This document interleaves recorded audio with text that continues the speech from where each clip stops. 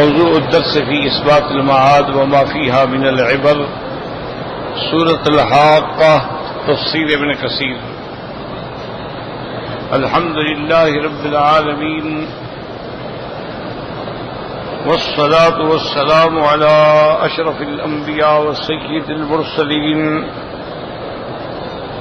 سيدنا محمد وعلى آله وأصحابه أجمعين. اللهم صل على سيدنا محمد وعلى آل سيدنا محمد كما صليت على إبراهيم وعلى آل إبراهيم في العالمين إنك حميد مجيد. أعوذ بالله من الشيطان الرجيم. بسم الله الرحمن الرحيم. الحاقة ما الحاقة وما أدراك ما الحاقة. كذبت ثمود وعاد بالقارعة فأما ثمود فأهلكوا بالطاغية فأما عاد فأهلكوا بريح صرصر عاتية سخرها عليهم 7 ليال و8 أيام حسوما فترى القوم فيها صرعى كأنهم أعجاز نخل خاوية فهل ترى لهم من باقية. وجاء فرعون ومن قبله والمؤتفكات بالخاطئة فعصوا رسول ربهم فأخذهم أخذة رابية. إنا لما طغى الماء حملناكم في الجارية لنجعلها لكم تذكرة وتعيها أذن واعية. اللہ تبارک و تعالی نے کلام مقدس کی ان آیات مبارکہ میں قیامت کے بارے میں، اسماء قیامت کے بارے میں ذکر فرمایا ہے. اور جیسا میں نے دروس سابقہ میں عرض کیا تھا کہ یہ بڑا بنیادی مسئلہ ہے ایمان بالساعہ، ایمان بالقیامت. تو 3 مسائل میں نے عرض کیے تھے کہ بڑے مہم ہیں: توحید، نبوت، رسالت، اور تیسرا کیا ہے؟ قیامت. اور اس کے ساتھ میں نے یہ بھی عرض کیا تھا کہ توحید کا تعلق فطرت انسانی سے ہے، وہ سمجھ آ جاتی ہے، ضد کا کوئی علاج نہیں. یا اللہ نے اگر کسی پر مہریں لگا دی ہوں تو ان کو سمجھ نہیں آ سکتی. اسی طرح نبوت اور رسالت کا مسئلہ جو ہے وہ بھی بڑا بات ہے، چونکہ ہزاروں لاکھوں پیغمبر آئے، کوئی نئی بات تو نہیں ہے. ہر قوم میں اللہ نے پیغمبر بھیجا، ہر نبی بھیجا. جتنی اقوام امم سالفہ گزری ہیں سب میں انبیاء آئے. اور اللہ نے وضاحت کے ساتھ بیان فرمایا ہے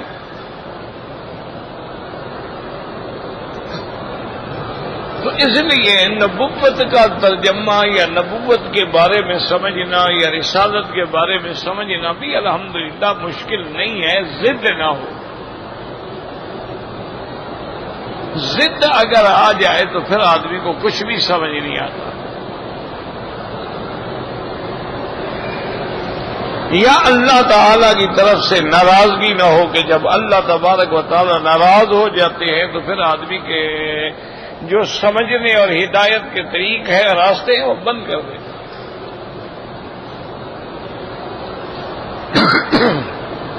لیکن سب سے بڑا مشکل مسئلہ جو ہے وہ قیامت، کیونکہ قیامت کا تعلق جو ہے نا، یاد رکھو، یہ عالم غیب سے ہے. اور عالم غیب ایسی چیز ہے جو ہم نے دیکھا نہیں، سنا، صرف سنا ہے، لیکن اس پر عمل کرنا، ایمان لانا بڑا مشکل.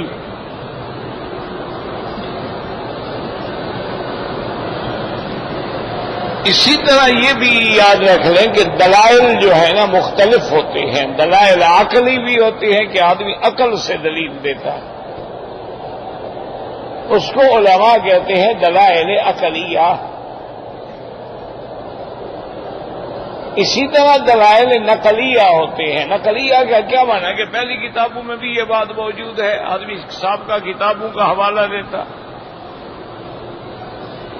جب یہودیوں نے رجم کا انکار کیا تو انہوں نے فرمایا لے آؤ تورات، تمہاری تورات میں کیا ہے؟ تو یہ دلائل نقلیہ ہوتے ہیں. عقلیہ ہوتے ہیں کہ اس میں کتاب کا تو تعلق نہیں لیکن عقل کا تعلق.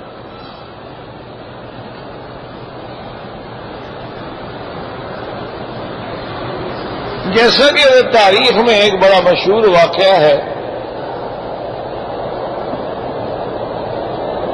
کہ امام محمد رحمت اللہ علیہ کے بارے میں ہے یا امام ابو یوسف کے بارے میں ہے، اللہ اعلم. بہرحال ان ائمہ میں سے تقریباً امام محمد کے بارے میں. تو اس دور کے جو بادشاہ تھے وہ بڑا احترام کرتے تھے اور مخالف جو تھے وہ جلتے تھے، ان کو حسد ہوتا تھا کہ بھئی ان کی زیادہ عزت کیوں ہے.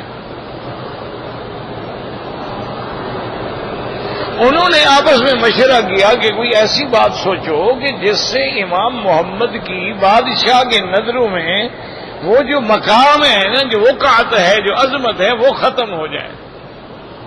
ہر بات میں بادشاہ اسی سے پوچھتے ہیں، ہماری بات ہی نہیں سنتے. تو یہ جلن ہوتی ہے، حسد ہوتی ہے. اللہ والوں کے دل میں تو خیر نہیں ہوتی. جن کے نفس جو ہیں وہ نفس مطمئنہ ہو چکے ہیں ان کو تو خیر ان چیزوں کا کوئی احساس ہی نہیں ہوتا.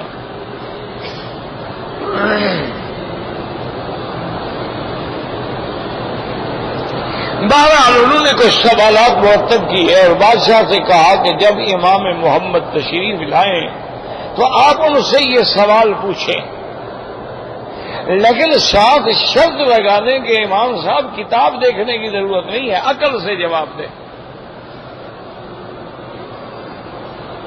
اور مجھے اسی مجلس میں فوری طور پر جواب چاہیے اور ہو بھی عقل سے.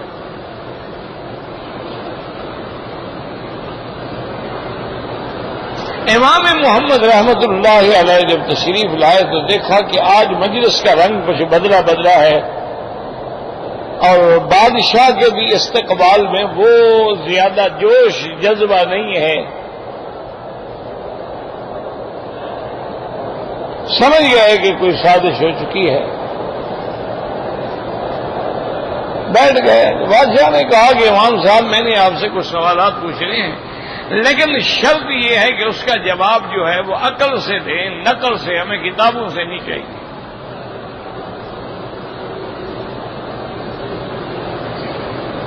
امام صاحب نے فرمایا ٹھیک ہے،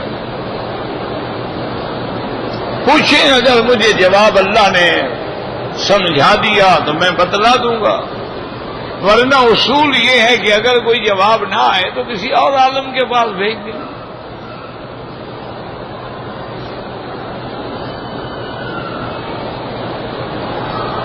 تو بادشاہ نے پوچھا کہ دیکھیں پہلا سوال جو ہے وہ یہ ہے کہ ساری دنیا کی جو زمین ہے جو اللہ نے بنائی ہے اس کا جو نقطہ مرکزی ہے یعنی جو درمیانی جگہ ہے جہاں سے ابتدا ہوئی ہے، مرکز ہے، بنیاد ہے، کیونکہ جب تک مرکز نہ ہو تو ہلکا تو بنتا نہیں ہے. آپ پرکار سے اگر کوئی دائرہ بنائیں گے تو اس کے لیے مرکز چاہیے نا. مرکز ہی نہ ہو تو دائرہ کیسے بنے گا؟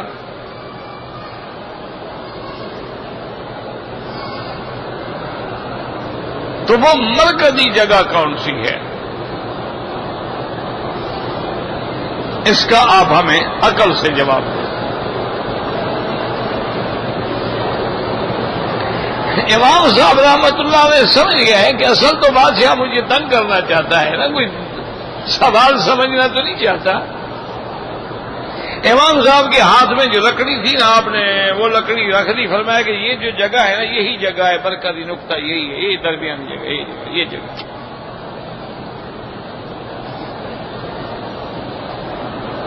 بادشاہ نے کہا امام صاحب آپ کیا کہہ رہے ہیں، کچھ دلیل فرمائے، پیمائش کروا لو،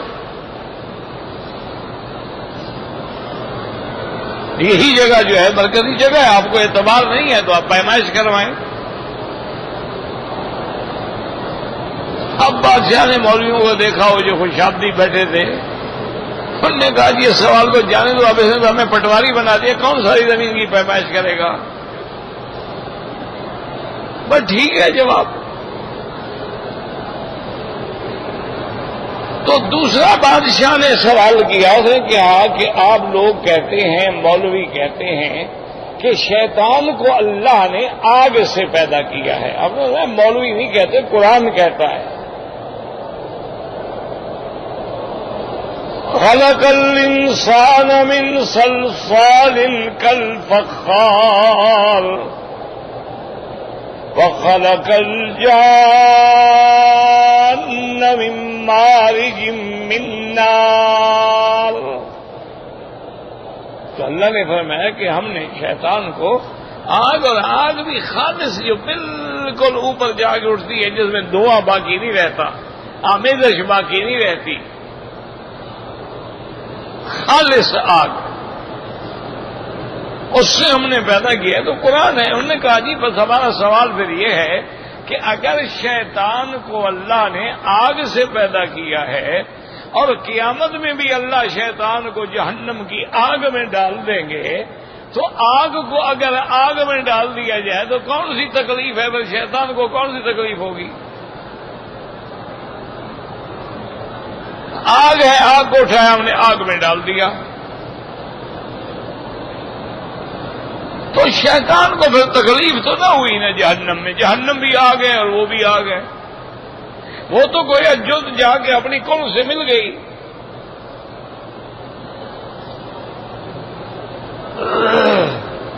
امام صاحب نے فرمایا کہ بادشاہ سلامت، اس کا جواب تو میں دیتا ہوں، لیکن ایک چھوٹا سا مٹی کا ڈیلا چاہیے مجھے۔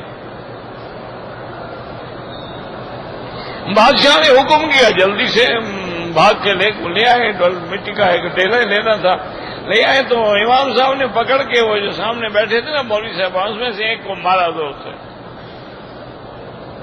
انہوں نے کہا یہ کیا کیا آپ نے؟ انہوں نے کہا مولوی صاحب تکلیف ہوئی ہے آپ کو؟ ہاں تکلیف ہوئی۔ انہوں نے کہا آپ کو بھی اللہ نے مٹی سے پیدا کیا، میں نے بھی مٹی کو مٹی ماری ہے، تکلیف کیوں ہوئی ہے آپ کو؟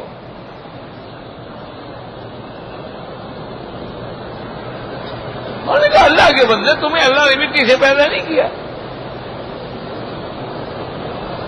اور کلکم بنو آدم و آدم من تراب، اور میں نے بھی تمہیں مٹی ماری ہے، پھر تکلیف کیوں ہوئی ہے تمہیں؟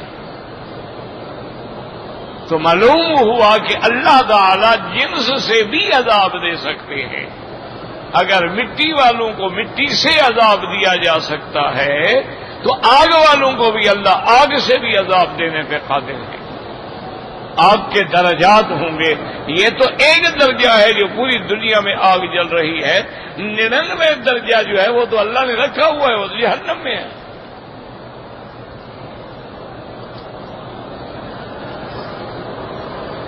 تو بادشاہ نے کہا بھی اب اس کا مسئلہ بھی جو ہے وہ بھی حل ہو گیا، اب اس کا جواب بھی ٹھیک ہے۔ انہوں نے کہا اچھا امام محمد بس ایک اہم سوال ہے، لیکن اس کے بارے میں سوچ کے جواب دیں۔ یہ ہے کہ اللہ کے بارے میں آپ علماء کہتے ہیں کہ ہر وقت اس کی ایک شان ہے،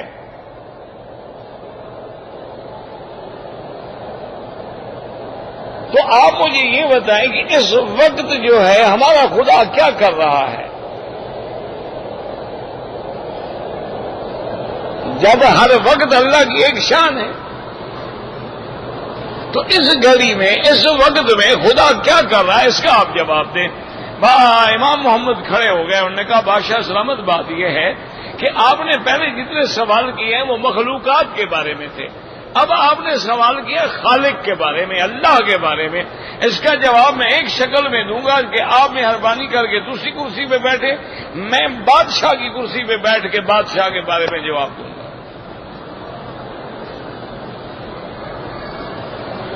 بادشاہ نے کہا ٹھیک ہے کوئی بات نہیں. بادشاہ ساتھ کی کرسی پہ بیٹھ گئے. امام صاحب نے فرمایا اب پوچھو. نے کہا اس وقت خدا کیا کر رہا ہے؟ یہی تو کر رہا ہے کہ بادشاہ کو اتار دیا، فقیر کو بٹھا دیا. پر کہ یہی تو خدا کر رہا ہے. یہ خدا نے کیا نا، میری طاقت ہے کہ میں آپ کو کرسی سے اتار دوں. یہ اللہ کی شان ہے نا، جس کو چاہے دے. تو اس لیے یا اس کو کہتے ہیں دلائل عقلیہ، کہ عقل سے آدمی کو خصم کو بنوایا جائے کہ اس کے لیے پھر کوئی مفر باقی نہ رہے. جیسے کہ حضرت ابراہیم علیہ السلام کا جب مناظرہ ہوا تو اس نے پوچھا کہ تم اپنے رب کے بارے میں بتاؤ. الم تر الی الذی حاج ابراہیم فی ربہ ان آتاہ اللہ الملک اذ قال ابراہیم ربی الذی یحیی ویمیت قال انا احیی وامیت. حضرت ابراہیم نے فرمایا میرے خدا کی صفت یہ ہے وہ جلاتے بھی ہیں وہ مارتے بھی ہیں. بادشاہ کہنے لگا یہ تو پھر میں بھی کر سکتا ہوں، میں بھی جلاتا ہوں میں بھی مارتا ہوں. میں اگر چاہوں تو اس کو سزائے موت دے دوں، میں سزائے موت والے کو چاہوں تو آزاد کر دوں. حضرت ابراہیم علیہ السلام سمجھ گئے کہ بادشاہ کو سمجھ ہی نہیں آیا ہے زندہ انسان کو سزا دینا یا چھوڑ دینا یہ الگ بات ہے، کسی کو عدم سے پیدا کر کے موت دینا الگ بات ہے. اس بیچارے کو تو سمجھ ہی نہیں آیا ہے. اتنی بات کرو جو اس کے عقل کے مطابق ہو. اب حضرت ابراہیم نے فرمایا قال ابراہیم ان اللہ یاتی بالشمس من المشرق فات بها من المغرب. حضرت ابراہیم علیہ السلام نے فرمایا کہ میرے اللہ روزانہ مشرق سے سورج کو نکالتے ہیں اور اگر تم بھی خدا ہو تو آج مغرب سے نکالو. اب یہ بات جو ہے تو کھلی بات تھی نا کہ جی سورج ادھر سے نکلتا ہے، تم خدا بنتے ہو تو ادھر سے نکال کے دکھا دو. فبہت الذی کفر. اب کافر ہکا بکا رہ گیا. اب کیا جواب دے جی کیسے جائے سورج کو نکالنے کے لیے؟ تو اب دلیل جو تھی نا وہ عقل پہ جب لگی تو اس کے بعد چپ ہو گیا، جواب ہی نہ بنا. تو اب اس لیے اللہ نے فرمایا ہدایت تو ہم ماننے والوں کو دیتے ہیں، جو مشرک ہیں جو کافر ہیں جو اپنے جانوں پہ ظلم کرتے ہیں ہم بھی پھر ان کو ہدایت نہیں دیتے. اسی لیے اس کے فوراً بعد جو ہے اللہ نے قصہ عزیر بیان کیا ہے کہ موت کیسے اللہ دیتا ہے اور حیات کیسے اللہ دیتا ہے، تاکہ وہ وضاحت ہو جائے. وہ دلائل کے ذریعے واضح کہ اماتہ اللہ مئۃ عام ثم بعثہ. اللہ نے 100 سال کے لیے موت دے دی، اس کے بعد زندہ کر دیا. تو اللہ تعالی کی تو قدرت ہے نا، وہ تو کمال قدرت ہے. اور 100 سال کے گزرنے کے باوجود بھی اللہ نے فرمایا قال کم لبثت قال لبثت یوما او بعض یوم. پیغمبر نے کہا کہ اللہ بھی ہاں شاید ایک دن یا ایک دن کا کچھ حصہ گزرا ہے. اللہ نے فرمایا بل لبثت مئۃ عام. 100 سال گزر گیا ہے حضرت. یاد رکھو پیغمبر عالم الغیب ہوں تو ان کو پتہ نہ ہو کتنی مدت گزر گئی ہے، اور تو 100 سال کو بھی ایک دن بنا رہے ہیں. اور اس میں خدا کی کمال قدرت بھی دیکھا کرو، قرآن کو سمجھا کرو کہ اللہ نے فاماتہ اللہ مئۃ عام 100 سال. لیکن 100 سال میں اللہ نے اپنے پیغمبر کو ایسے شان سے رکھا، ایسے آرام سے رکھا کہ 100 سال کے بعد جب زندہ کیا تو معلوم ہوا کہ ایک دن بھی نہیں گزرا. یہ بھی تو شان ہے نا. کیوں؟ اگر 100 سال میں ناخن بڑھنے دیتے تو کہاں پہنچ جاتے، بال بڑھنے دیتے تو بال تو جناب 1 میل لمبے ہو جاتے. اگر اس کے بعد پھر بدن بڑھنے دیتے تو کپڑے کیسے پورے آتے. اللہ نے سارے نظام کو روک دیا کہ جہاں ہو یہی رہنے دو، بس میرا نبی گویا سو رہا ہے. اس کے بدن پر، اس کے جسد پر، اس کے وجود پر ذرے کے برابر بھی کوئی نقصان نہیں ہوگا۔ حالانکہ موت ہے، نیند نہیں ہے، اماتہ اللہ، موت ہے، لیکن موت کے بعد بھی اللہ نے کیسے حفاظت سے رکھا ہے کہ 100 سال گزر گیا، اٹھ کے بیٹھ گئے، ہاں جی کتنی مدت گزری؟ انہوں نے کہا اللہ میاں اس وقت سورج یہاں تھا، اب ادھر ہے، شاید کوئی دن کا کچھ حصہ گزر گیا۔ نہیں بل لبثت مئۃ عام۔ اور پھر اللہ نے دیکھیں دلیل کیسے سمجھائی، فانظر الی طعامک لم یتسنہ، میرے پیغمبر اپنے کھانے کو دیکھو، پانی کو دیکھو، تم تو میرے نبی ہو، میں نے تو وہ پانی بھی نہیں بدلنے دیا، ورنہ پانی کھڑا ہو جائے، کافی دیر گزر جائے، اس میں بدبو پیدا ہو جاتی ہے، اس کا رنگ بدل جاتا ہے، تغیر آ جاتا ہے، لیکن میں نے تو پانی بھی نہیں بدلنے دیا ہے، تیرا کھانا بھی نہیں بدلنے دیا ہے، روٹی رکھ دو باسی ہو جائے گی، گل جائے گی، سڑ جائے گی، ہوا پیدا ہو جائے گی، اسے رکھی ہوئی ہے۔ اِلَىٰ طَعَامِكَ وَشَرَابِكَ لَمْ يَتَسَنَّهْ۔ یا اللہ 100 سال کے بعد میں مر گیا تھا اور پھر آپ نے مجھے زندہ فرما دیا، باقی میرا ایمان ہے، لیکن یہ کیفیت احیاء جو ہے، کیفیت تخلیق جو ہے، یہ میری سمجھ سے بالاتر ہے۔ اللہ نے فرمایا پیغمبر گھبراتے کیوں، ہم آپ کو وہ بھی دکھا دیتے، فانظر الی حمارک، وہ جو آپ کا گدھا تھا نا، دیکھو وہ بھی تو مر گیا نا، اس کی تو ہڈیاں پڑی ہوئی ہیں، دیکھو ہم اس کو کیسا زندہ کرتے ہیں۔ تو اس لیے اللہ نے احیاء اور موت اور اس کا پورا منظر بیان فرما دیا۔ تو اس لیے ہمیشہ یاد رکھیں کہ دلائل عقلیہ بھی ہوتی ہیں کہ آدمی دلیل عقل سے دیتا۔ مثلا سیدنا علی رضی اللہ تعالی عنہ، آپ تشریف فرما ہیں مدینہ منورہ میں کہ یہودیوں کا ایک بہت بڑا حبر کہتے تھے عالم کو، جیسے آپ کہتے ہیں عالم، وہ حبر کہتے احبار، ان کے بھی عالم تھے، ان کے بھی صوفی تھے، پیر تھے، احبار رہبان۔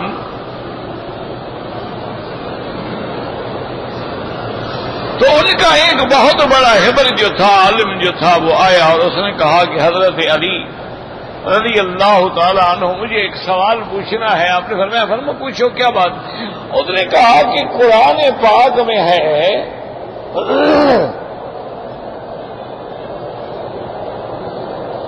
کہ جنت کے اندر 4 نہریں ہوں گی،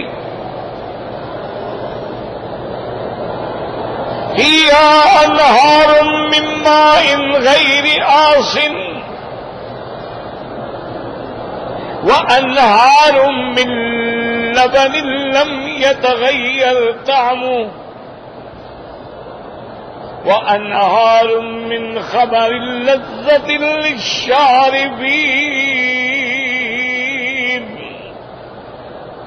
وَأَنْهَارٌ مِّنْ عَسَلٍ مُّصَفًّى۔ اللہ قرآن میں کہتی ہیں کہ جنت میں نہریں ہوں گی، ایسے پانی کی نہریں جس میں کبھی کوئی تغیر نہیں آئے گا، کوئی رنگ نہیں بدلے گا، کوئی ذائقہ نہیں بدلے گا، کوئی بو نہیں بدلے گی، اور نہریں دودھ کی ہوں گی جس کا ذائقہ نہیں بدلے گا۔ تمہارے پاس تو ایک دن سے زیادہ دودھ نہیں رہ سکتا، پھٹ جاتا ہے، وہاں نہریں چل رہی ہیں لیکن دودھ ہے، اس میں کوئی تغیر نہیں۔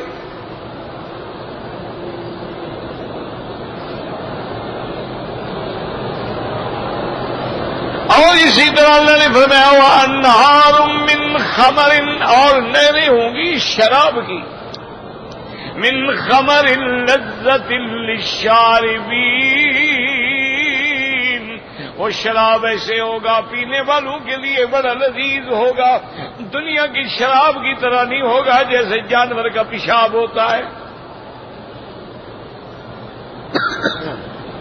بد ذائقہ، اور جس کے پینے سے عقل جواب دے جاتی ہے، جس کے پینے سے صدا پیدا ہوتی ہے، جس کے پینے سے معدہ تباہ ہو جاتا ہے، جس کے پینے سے الٹیاں لگ جاتی ہیں، جس کے پینے سے آدمی بکواس کرتا ہے، وہ شراب ایسا نہیں ہوگا، وہ تو جنت کا شراب ہے نا۔ یسقون من رحیق مختوم، اللہ نے فرمایا میں اپنے ابرار کو جنت کا ایسا خالص شراب پلاؤں گا کہ جن کی بوتلوں پہ باقاعدہ سیل لگی ہوگی وہ میرا بندہ آ کے خود کھولے گا۔ اور دنیا میں تم مہریں لگاتی ہو، مٹی سے لگتی ہیں، پلاسٹک سے لگتی ہیں، ربڑ سے لگتی ہیں، لیکن وہ ختام مسک، وہ تو اللہ پاک وہاں جو سیل لگائیں گے وہ بھی مشک سے لگائی جائے گی۔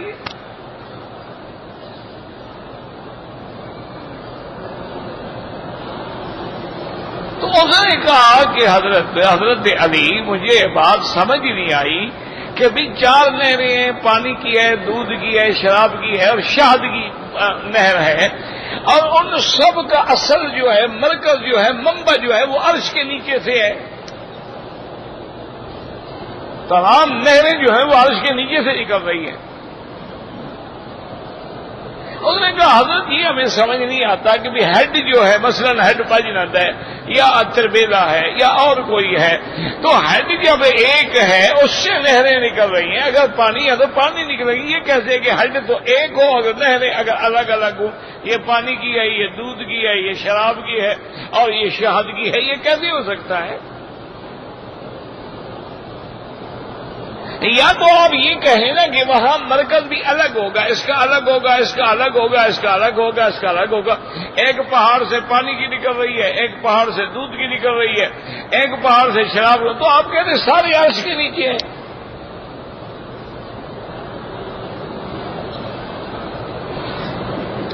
تو اگر ہیڈ ایک ہے، مرکز ایک ہے، مقام ایک ہے، تو آگے 4 نہریں کیسے ہو جاتی ہیں؟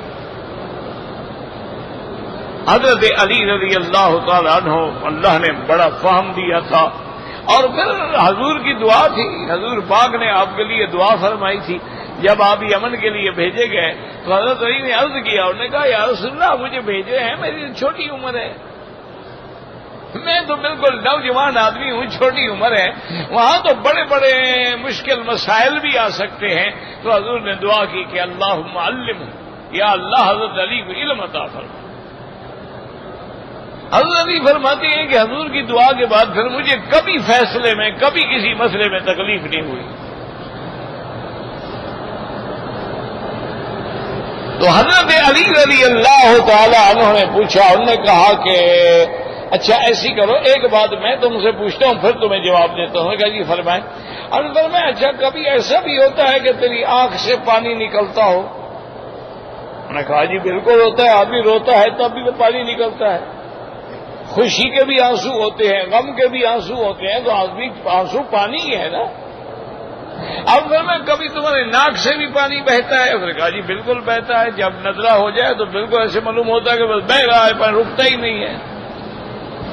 اور میں کبھی کبھی تمہارے کان سے بھی پانی نکلتا ہے؟ انہوں نے کہا ہاں جی تکلیف ہو جائے یا پانی پڑ جائے پھر پانی ایسا نکلتا ہے، باقاعدہ اس کو نکالا بھی جاتا ہے۔ تو آپ نے فرمایا اچھا تمہارے منہ سے بھی بلغم یا تھوک لعاب نکلتا ہے؟ اس نے کہا ہاں جی نکلتا ہے۔ انہوں نے فرمایا مجھے یہ سمجھاؤ کہ یہ مرکز ایک ہے، لیکن آنکھ کے پانی کا ذائقہ الگ ہے، ناک کے پانی کا ذائقہ الگ ہے، منہ کے پانی کا ذائقہ الگ ہے، کان والے پانی کا ذائقہ الگ ہے، تو جو خدا یہ 4 مختلف ذائقے ایک مرکز کے تابع بنا سکتا ہے وہ جنت میں نہیں بنا سکتا ہے؟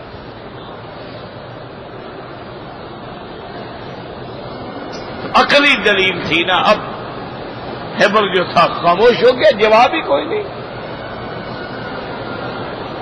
اسی طرح تاریخ میں یہ بات موجود ہے کہ آپ کے ہندوستان میں، دلی میں یا پتہ نہیں کسی اور جگہ میں، ایک پادری نے چیلنج دیا تھا مسلمانوں کو کہ میرے ساتھ مناظرہ کریں، میرا دعویٰ یہ ہے کہ عیسیٰ علیہ السلام خدا کا بیٹا ہے، اگر تم لوگوں میں طاقت ہے تو آئے میرا مقابلہ کریں، مناظرہ کریں۔ تو حضرت محمد قاسم نانوتوی رحمت اللہ علیہ نے اس کے چیلنج کو قبول فرمایا. انہوں نے کہا کہ ٹھیک ہے ہم مناظرہ کریں گے. دن مقرر ہو گیا. اب لاکھوں کی تعداد میں مخلوق آ گئی. حضرت نانوتوی رحمت اللہ علیہ کو دیر ہو گئی.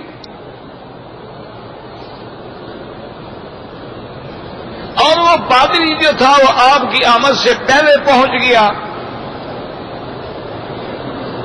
اور اب وہ سٹیج پہ کھڑا ہے اور چیخ رہا ہے اور شور کر رہا ہے کہ دیکھو جی مسلمانوں کا مولوی بھاگ گیا.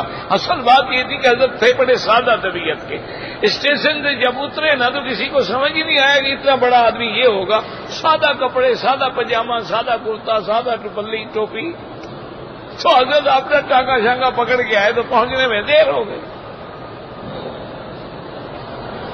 وہ جو لینے والے کھڑے تھے انہوں نے کہا کہ بڑا مولوی ہوگا، بڑا آگے پیچھے بندے ہوں گے، خدم ہوں گے، طلباء ہوں گے، کوئی شان شوکت ہوگی. وہ حضرت تو سادہ آدمی تھے.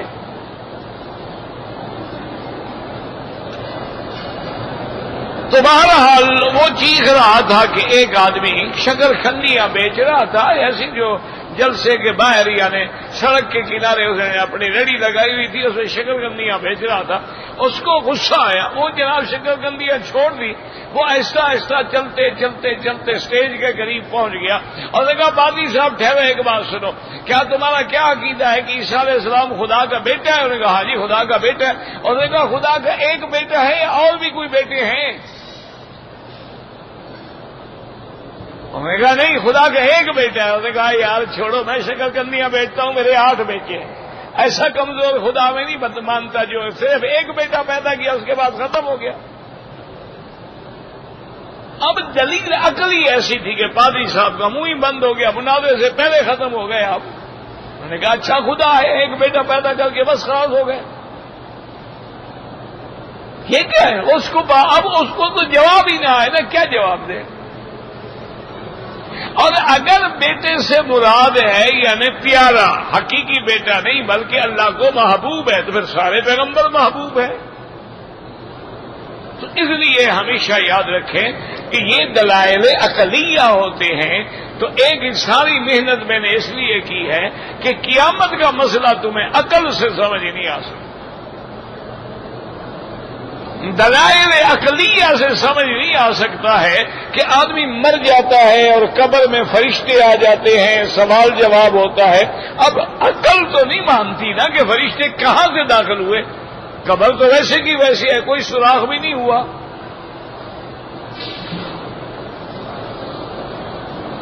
عقل تو نہیں مانتی نا کہ مرنے والا جو ہے وہ پنجابی بولتا ہے یا وہ ہندی بولتا ہے یا وہ سندھی بولتا ہے یا پشتو بولتا ہے، لیکن سوال تو عربی میں ہوگا. من ربوں کا، ما دینوں کا، ما تقول فی حق ھذا الرجل. وہ تو ابھی بھی کرو کسی پٹھان کو، اس کو کیا پتا کیا کہہ رہے ہیں آپ. تو جب سمجھ ہی نہیں آئے گا تو جواب کیسے دے گا؟ اچھا اب حدیث مبارک میں آتا ہے کہ جب اللہ کی رحمت ہو جائے گی تو اس کی قبر کو جو ہے وہ 70 گز کے برابر کھول دیا جائے گا، وسعت پیدا ہو جائے گی. تو اگر ایک قبر کو ہم 70 گز کھولیں تو 7 عورت کی قبر ہے، تو عورت مرد کی قبر میں آ جائے گی، مرد عورت کی قبر میں چلا جائے گا. عقل مانتا ہے؟ کیسے عقل سے کیسے سمجھائیں گے آپ؟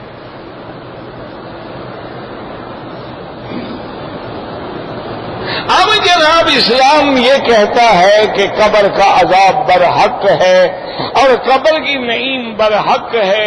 جو سوال جواب میں کامیاب ہو جائیں گے ان کے لیے جنت کی کھڑکیاں کھل جائیں گی. تو کیا مطلب ہے کہ بھی جنت آسمانوں میں ہے، کھڑکی زمین سے کھلے گی؟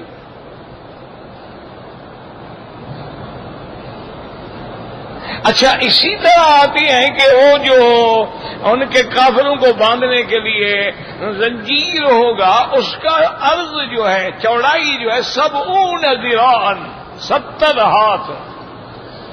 اس کو اس کے اندر باندھو. 70 ہاتھ کے زنجیر جس کا چوڑائی 70 ہاتھ ہو، تو کافر اس کے اندر یوں آ جائے گا، یوں لپیٹیں گے آپ اس کو.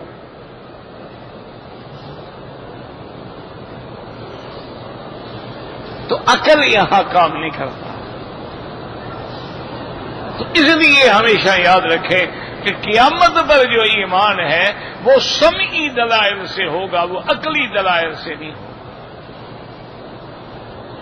وہاں عقل کام نہیں کرتی ہے، وہاں تو جس کا ایمان ہے اللہ اللہ کے رسول پر، اس کے لیے تو سمجھنا مشکل ہی نہیں ہے، اور جو اللہ اللہ کے رسول کو نہیں مانتا ہے اس کو عقل سے سمجھانا جو ہے پھر بہت بڑا مشکل مسئلہ۔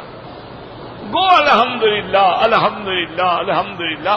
آج کل دنیا ایسی ترقی کر رہی ہے کہ اب وہ حقیقتیں جو قرآن مجید میں اللہ نے 1400 سال پہلے بیان کی تھی نا، اب اس پر دنیا کا علم پہنچ رہا ہے اور وہ مانتے آ رہے ہیں۔ تو قیامت کے آنے سے پہلے پہلے جو کچھ اللہ نے فرمایا سب امت کے سامنے، بندوں کے سامنے آ جائے۔ اس لیے بہرحال ایک موٹی بات یاد رکھیں کہ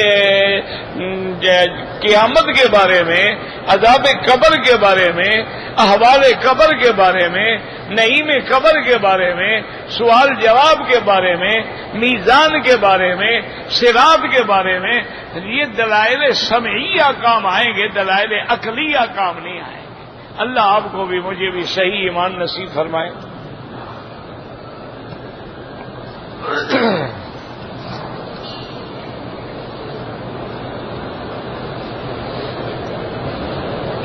کوئی ایسی صورت بتائیں کہ میری بیٹی کو سبق جلدی یاد ہو جائے۔ بھئی ایک دعا برائے حفظ ہے، وہ مختلف کتابیں جو دعاؤں کی ہوتی ہیں اس میں لکھی ہوئی ہے۔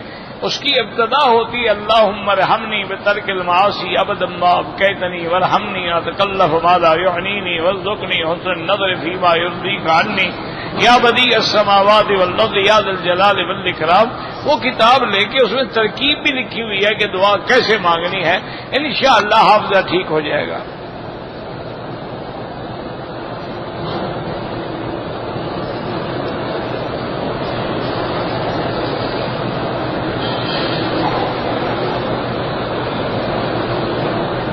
میری بہن جو ہے مرتد ہو گئی ہے۔ مرتد قبر پہ سیدھے کرنے سے آدمی مرتد نہیں ہو جاتا، یہ غلط بات ہے۔ بعض لوگ جاہل ہیں، ان کو مسئلے کا پتہ ہی نہیں ہے، بعض لوگ اس کو تعلیم سمجھ کے کرتے ہیں تو فاسق ہے۔ اگر وہ اس کی عبادت سمجھ کے کریں گے تو کافر ہوں گے۔ بہرحال آپ اپنی بہن کو مل سکتی ہیں، آپ اس کو ملے گی، نہیں ملے گی تو اس کو ہدایت کیسے ہوگی؟ آپ اس کو ملیں، آپ اس کو علماء کی تقریریں سنائیں، اچھی کتابیں پڑھنے کو دیں تاکہ اللہ اس کی ہدایت کرے۔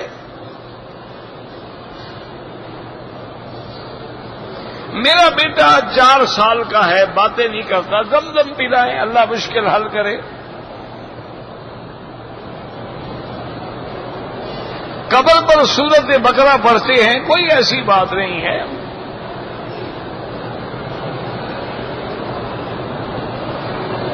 میں نے خواب دیکھا تھا، خواب کا مجھے کوئی پتہ نہیں لگتا ہے۔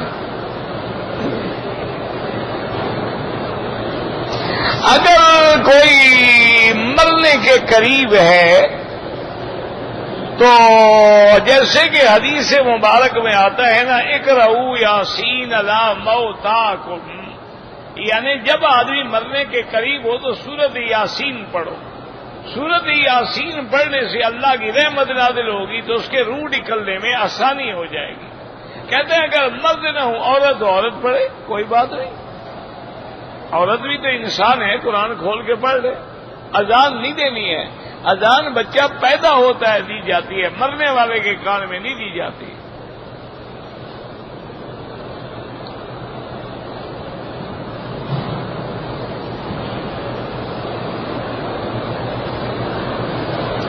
ہمارے یہاں جب کوئی آدمی مر جاتا ہے اس کی میت 4 پائی پر اٹھائی جاتی ہے تو مولوی صاحب کہتے ہیں 4 آدمی اٹھائیں، 10 قدم گنتی کرو، پھر جو اٹھایا ہے ان کو تبدیل کرو، پھر 10 قدم کے بعد کھڑا ہو جاؤ۔ یہ ساری بدعات ہیں، منکرات ہیں، احداث ہیں جن کا اللہ کے دین سے کوئی تعلق نہیں۔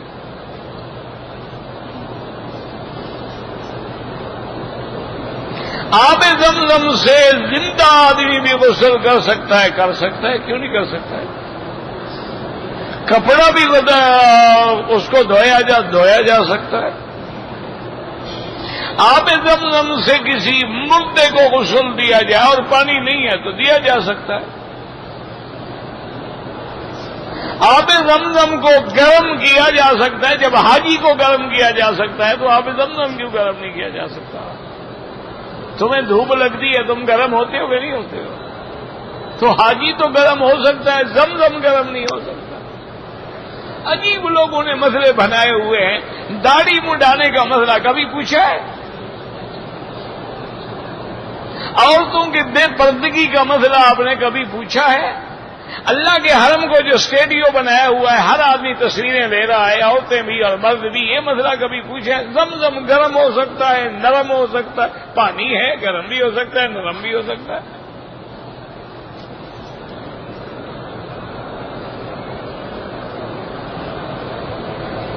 اگر حرم میں ایک نماز قضا ہم ادا کریں 1,00,000 نماز کا ثواب ملے گا. یہ نہیں کہ 1,00,000 نماز ادا ہو گئی پھر تو تم ایک نماز پڑھ لو تو باقی پڑھنے کی ضرورت ہی نہیں ہے. یہ کہا کس نے آپ کو مانا ہے 1,00,000 نماز کے برابر ثواب ملے گا، عدد نہیں پورا ہو جائے گا.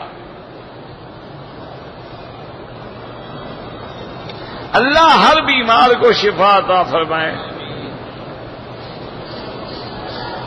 مجھے 2 ریال ملے ہیں، کہاں جمع کراؤں؟ کہیں نہ کراؤ، کسی غریب کو دے دو یار. 2 ریال ملے اس لیے مسئلہ پوچھ رہا ہے. 200 ملتے بجاوے مسئلہ پوچھے. تھوڑے پیسے ہیں نا، نیک بن گیا بیچارہ. آپ جناب غریبوں کو دے دیں.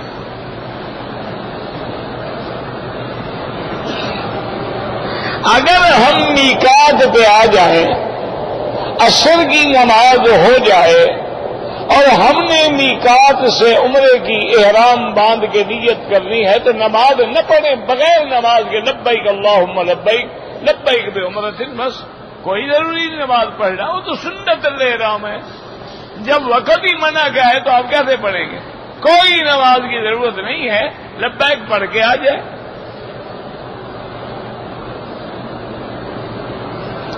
جو لوگ احرام ناف کے نیچے باندھتے ہیں اور کچھ حصہ ظاہر ہوتا ہے، ان پہ اللہ کے نبی نے لعنت بھیجی ہے اور ان کی نماز بھی نہیں ہوتی، طواف بھی نہیں ہوتا. تو جب نماز اور طواف ہی نہیں ہوگا تو عمرہ کیا ہوگا؟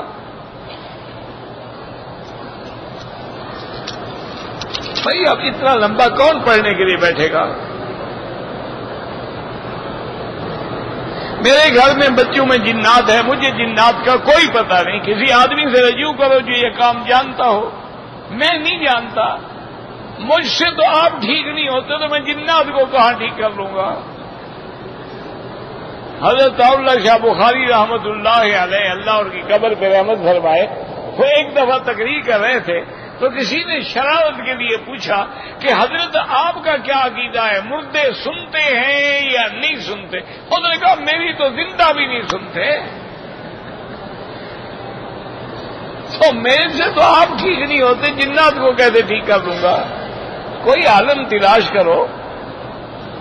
بہرحال جو ہم نے کتابوں میں پڑھا ہے علاج سورۃ البقرہ ہے کہ اپنے گھر میں سارے گھر والے سورۃ البقرہ کی تلاوت کرو، جن بھوت سب بھاگ جائیں گے. کہتے جی کہ عرفات والے دن اگر ہم مکے والے ہیں، مکے میں رہنے والے، تو حنفی مسلک میں نماز پوری ہے، باقی اماں کے نزدیک 2 رکعت پڑھنی ہے.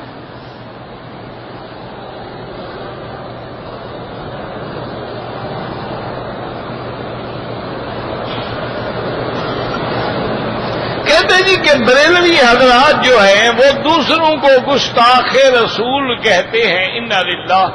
کہتے ہیں کہ میں چونکہ تبلیغی جماعت میں وقت لگاتا ہوں لہذا مجھے بھی گستاخ کہتے ہیں.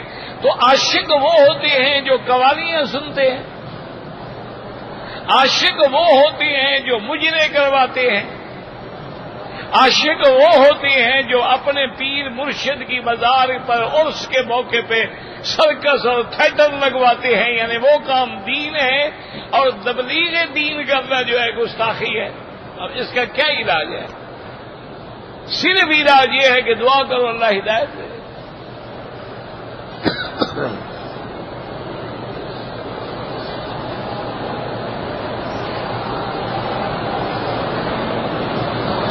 میری بہن کی ولادت ہوئی، اس کے بچہ پتہ چھوٹا ہے، روتا ہے، تو ہر چھوٹا بچہ روتا ہے، یہ کوئی نئی بات ہے؟ زیادہ روتا ہے زمزم پلاؤ بھائی. یعنی اللہ نے جو آگ پیدا کی ہے گویا اس کی 100 ڈگری ہے، یہ تو حدیث میں ہے. صرف 1 ڈگری ظاہر کی گئی ہے دنیا میں، باقی محفوظ ہیں جو قیامت میں جہنم میں ظاہر کی جائیں. یعنی 100 درجہ طاقت ہے، دنیا میں صرف 1 درجہ بھیجا گیا ہے.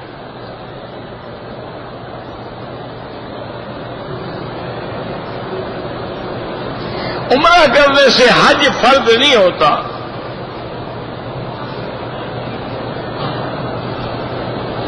اگر آدمی پر قرضہ ہے تو اتارنے کے لیے سب سے پہلے نیت کرو اور اس کے بعد کم از کم روزانہ 2000 دفعہ استغفار پڑھو. استغفر اللہ استغفر اللہ استغفر اللہ. اس کی وجہ سے انشاءاللہ اللہ قرضہ اتار دیں گے.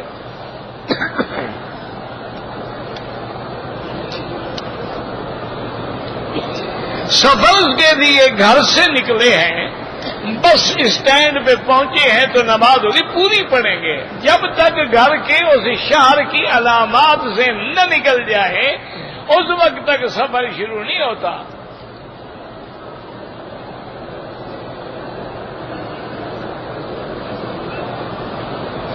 نفلی طواف میں نہ رمل ہوتی ہے اور نہ اجتباء ہوتا ہے.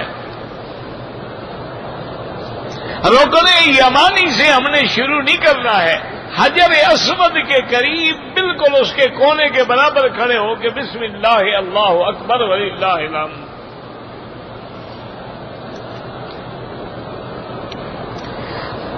اگر ایک آدمی اپنی والدہ کو ویل چیئر پہ طواف کروا رہا ہے، استلام کرتے وقت اس کا چہرہ حجر اسود یا کعبۃ اللہ کی طرف تھا، نہ اس نے اپنی والدہ کو بتایا، کوئی حرج نہیں. اگر ہر چکر میں حجر اسود کی طرف رخ کرنا کوئی ضروری نہیں، چلتے چلتے اللہ اکبر کہہ دو.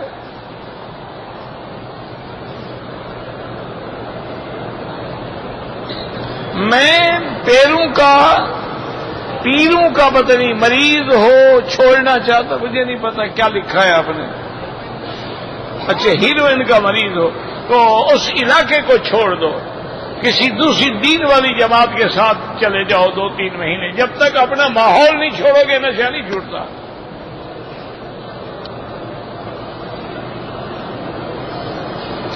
اگر عمرہ کرنے ہوئے ایک عورت صفا مروہ دوڑتے دوڑتے تھک گئی اور بیٹھ کے دم نکال کے پھر کیا، کوئی حرج نہیں، کوئی مسئلہ نہیں.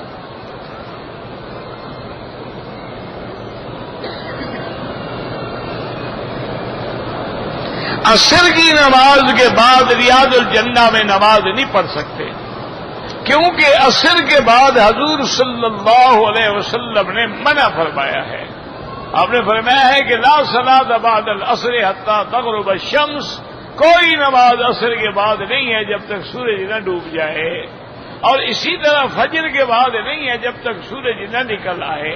تو لہذا آپ عصر کے بعد ریاض الجنہ میں بالکل 2 رکعت نہ پڑھیں. ربنا تقبل منا انك انت السميع العليم وتب علينا انك انت التواب الرحيم يا حي يا قيوم يا ذا الجلال والاكرام. اللهم اجعل لنا وللمسلمين من كل هم فرجا ومن كل ضيق مخرجا ومن كل بلاء عافيا. اللهم متعنا باسمائنا وابصارنا واشرح صدورنا واحينا بقواتنا ما ابقيتنا واجعله الوارث منا واجعل ثأرنا على من ظلمنا وانصرنا على من عادانا. اللهم اقض حاجاتنا يا قاضي الحاجات يا سميع الدعاء يا مستجيب الدعوات. یا اللہ عالم اسلام پہ اپنی رحمت نازل فرما. یا اللہ بلاد اسلامیہ کی حفاظت فرما. یا اللہ اس بلد الامین کو قیامت تک ہر فتنے سے محفوظ فرما. یا اللہ مسلمان جس ملک میں ہیں ان کی جان مال آبرو عزت کی حفاظت فرما.